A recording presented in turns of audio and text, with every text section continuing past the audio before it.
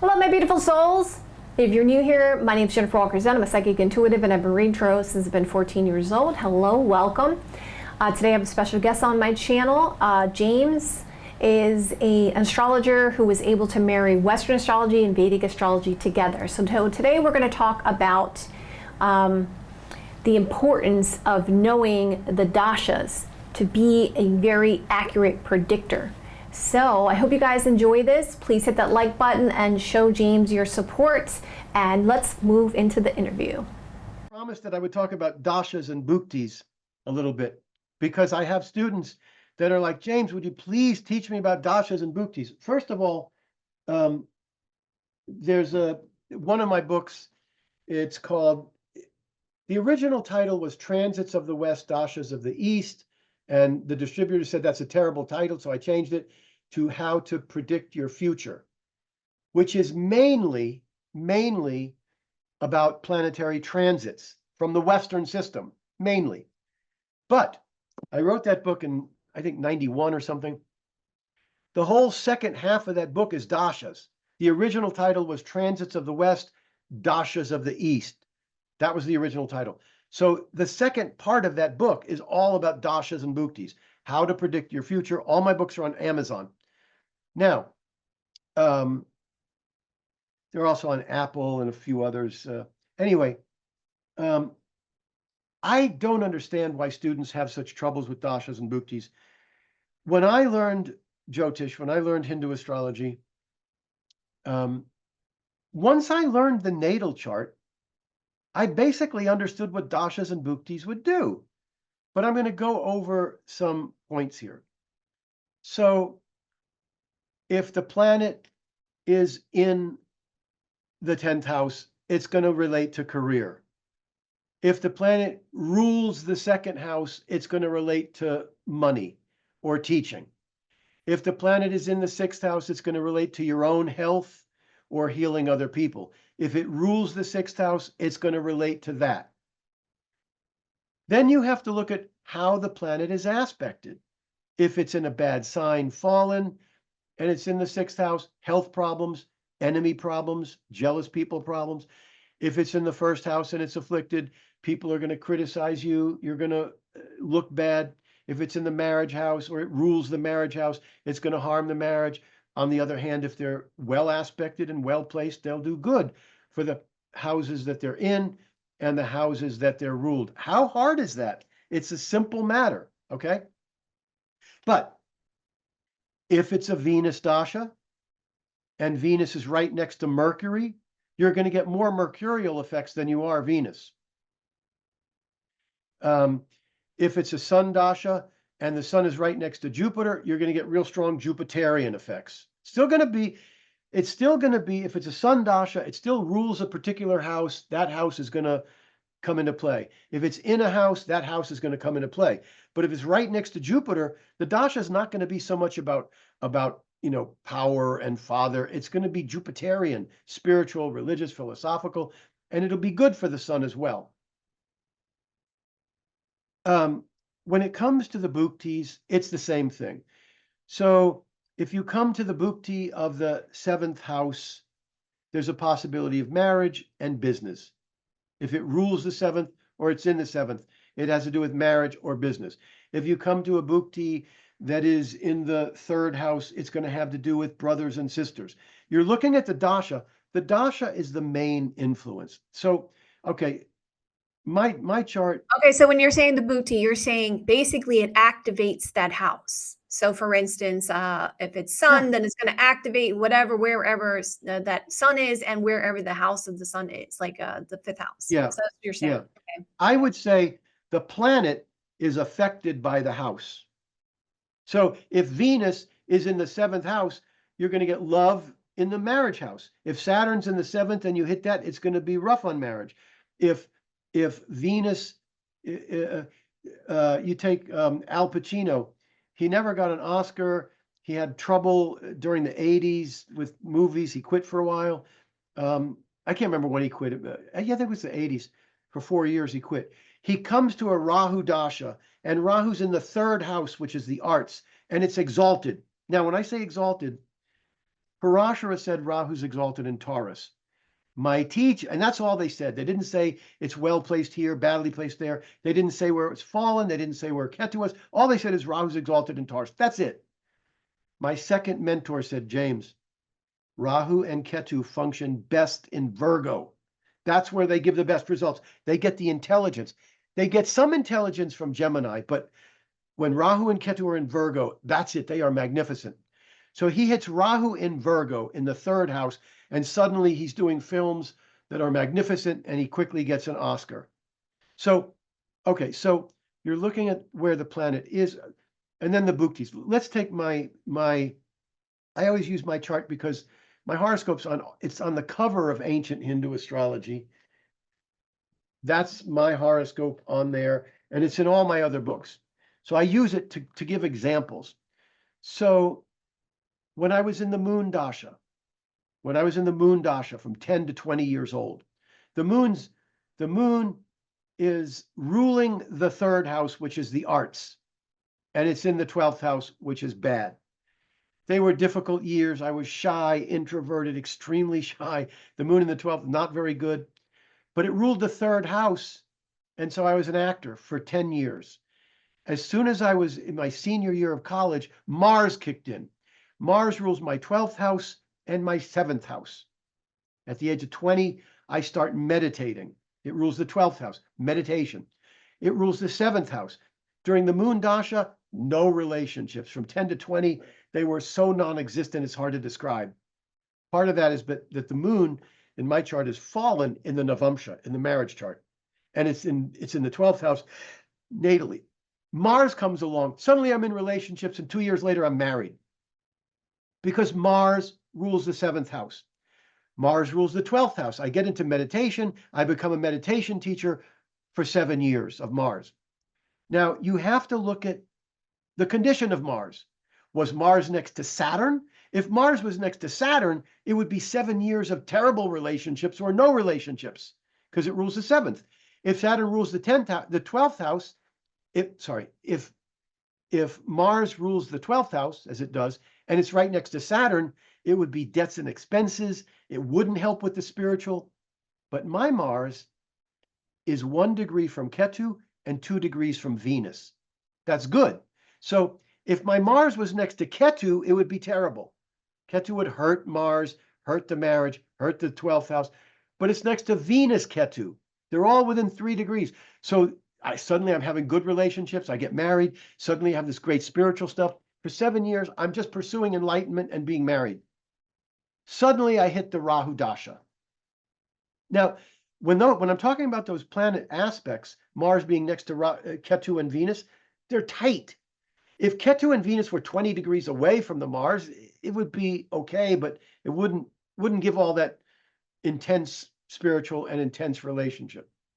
And it doesn't have to be conjunct. They could be aspected by Jupiter, but from aspects. Then I hit Rahu. My marriage breaks up. My marriage blows up and my father dies. So when you're in Rahu, in 70, I would say 70% of the cases, when Rahu begins, you will see intense changes, dramatic changes, pursuing a brand new path. A new path opens up, but it's tumultuous as hell. Now, here's the thing. If you don't have those changes within 3-4 months of Rahu beginning, you're not going to have them. Not everybody has the big changes. 70%, 75, not 100. If you're one of the people where you're not going to have the big changes, you'll know in 3 months there were no changes. But if James, you you're have the absolutely right. You're absolutely right. I started this channel exactly when I started Rahu Dasha. So when Rahu has those big changes, if you have the big changes, they're going to go on for 32 months. They're going to go on during Rahu Dasha, Rahu Bhukti. Then when you get to the next Bhukti, everything settles down and gets normal again. So I hit around 27, 28, I hit the Rahu Dasha. Rahu's in the career house. Suddenly I say to myself, now I don't know Hindu astrology. I started studying Western maybe a year before the Rahu Dasha. So I didn't know my dashas and bhuktis for several years. I hit the Rahu Dasha and I go, What am I doing? Meditating in a cave. Oh, it's all about me, my enlightenment, me. Rahu's in the 10th house. Suddenly I want a career. I want a career. Change is everything. I have 18 years. I write the book. I go around, having a big career teaching, etc. Then comes the Jupiter Dasha. Jupiter rules children. I have a child. Jupiter's in the 11th house. I finally make some money, not from astrology, but from investments in gold and silver. I said to my wife, I said, I can't do this anymore. I can't work like a dog. Now we have a kid. So I borrowed a bunch of money, invested in gold and silver stocks, and made money finally. If I hadn't done that, I would have stopped astrology by 96, 97. It would have been over for me because I couldn't make money at it. So now I come to Jupiter Dasha. Now Jupiter's retrograde. When you hit a retrograde planet, natally, a retrograde planet is passive. It's passive. So if Jupiter rules the 6th house, you could have 3 planets in the 6th house have healing energy, but the ruler of the 6th is retrograde. It's your choice. It's passive. The ruler is passive, so it's your choice. If Jupiter rules the 7th house and it's retrograde, you don't have to get married. You can, you don't have to. Bells aren't going to go off because it's passive. Same with the dasha. So I tell my wife, I met my second wife when I was 40, 41. I said, now look, in a couple of years, I'm going to hit Jupiter Dasha. Watch what happens. Watch how my life changes. Because when I hit Mars Dasha, completely different dharma. I went into spiritual and marriage. Rahu hits, I have a big career. I said, watch what happens when Jupiter hits. Jupiter hits, nothing. Nothing. Because Jupiter's retrograde. A retrograde planet, when it has its dasha, you need to activate it. You need to push. You need to activate it. A few months after, so Jupiter's in the 11th house, friends and groups. It's aspected within 1 degree by Mars, within 1 degree by Saturn. My Jupiter is 14 Pisces. My Mars is 14 Leo. My Saturn's 14 Virgo. Mars and Saturn hit that Jupiter within a degree. 3-4 months, 5-6 months after the Jupiter begins, a friend dies. That's Jupiter. That's the dasha. It's in the 11th. It's hit by these 2 things. Then, a couple of years later, I have Jupiter Dasha, Saturn Bhukti. They are exactly opposite. Jupiter's in the 11th. Saturn is in the 5th. Jupiter's 14. Saturn's 14. Jupiter rules 11, friends and groups, and large sums of money. Jupiter rules 8, life and death. When I was in India, I learned Hindu astrology in 1982. I went back and now, after I learned it, I knew it. And then I started looking at my chart. I mean, I'm looking at my chart the whole time. I go back to India the first night with my teacher. Now, this guy was really good. He took a look at my horoscope. There were 10 astrologers in the room. He says, you got married at 20, 21 or 23 or 25. I said, yeah, 25. That's the guy I want to learn with. So I study with him. The first night I say, when I'm in that Jupiter Dasha, Saturn Bhukti, is it going to kill me? Jupiter rules the 8th, and Saturn's hitting it to the degree. Is that going to kill me? He looks at it and he goes, not sure. When he said not sure, he didn't mean I'm not sure. He meant not definite. Not definite. It could kill you easily. But because Saturn, he said, because Saturn's the Raja Yoga Karaka, it rules the 9th house and the 10th house and forms a Raja Yoga. Most horoscopes need 2 planets to come together. Like for Virgo or Gemini, if there's a Mercury-Venus conjunction, it forms a Raja Yoga. But if you have a Taurus ascendant or a Libra ascendant, Saturn alone forms a Raja Yoga because it rules good houses. So he says, you might get through it. Jupiter Saturn hits. I'm on my way to go to be the keynote speaker in England for an astrology conference. And I'm exhausted because we had a kid, we had a baby, and he was up all night. We were up all night for months on end. And 2 days before, the day before I'm going to get on the plane, I'm already exhausted from this kid who won't sleep at night. And a hurricane is coming toward us, and I'm on my way. I'm getting ready to go to England for this keynote speech. Now, I had this big giant property with 40 fruit trees, And so the day before the plane flight, I am chopping down all the branches. I'm moving all the crap around the house so that when I leave, my wife will be okay, the house will be okay. I get on the plane and I'm exhausted. And John F. Kennedy Jr. had recently died in a plane crash. I get on the plane in a state of intense exhaustion, and I've always had this fear that I wasn't claustrophobic. I just had this fear. Every time I would see a story about terrorists taking over a plane, I would think the bad part's not getting shot. The bad part is that I'm stuck. I can't get out of there. Okay. So we leave Sarasota on the way to England, and the plane is going to land in Atlanta for a little brief stop. We stop in Atlanta, and the pilot says, we're going to be sitting on the ground for a while.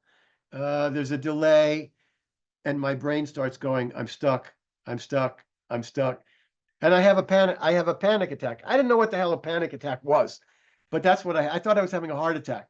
I go to the stewardess. I say, do you have any tranquilizers? Because she said, no. She says, and if you can't make it, we're going over the ocean. So get out now if you can. So I get off the plane. I get off. It was that bad. Now, so I get off the plane. I cancel the thing. So for 2.5 years, I'm in Jupiter, Saturn. After that panic attack, for 2.5 years, I was living with the thought that I was dying. I didn't die. I'd go to bed at night and I'd feel like I was dying. This was the Jupiter ruling the 8th house, hit by Saturn. It was awful. Anyway, that's how I got to see Sailor Bob, by the way, because when I read his book, I read 10 pages. I said, I got to see this guy. This guy's going to give me enlightenment. I got to see him. I had been on a plane since then, since the panic attack, but I wasn't going overseas on a plane. I wasn't going to do it. So I brought him to America. He stayed in my house. But that's how the Dasha Bhuktis work. I hope you guys enjoyed that interview, and if you guys like it this way, you want me to continue this way, hit that like button. Let me know in the comments below if you're interested in finding out more about James and getting a personal reading or taking one of his classes or buying one of his books. Go to his website, and I'll link it in the description box below. I'll see you guys another day or two. Have a great rest of your next couple days, and I will see you guys soon.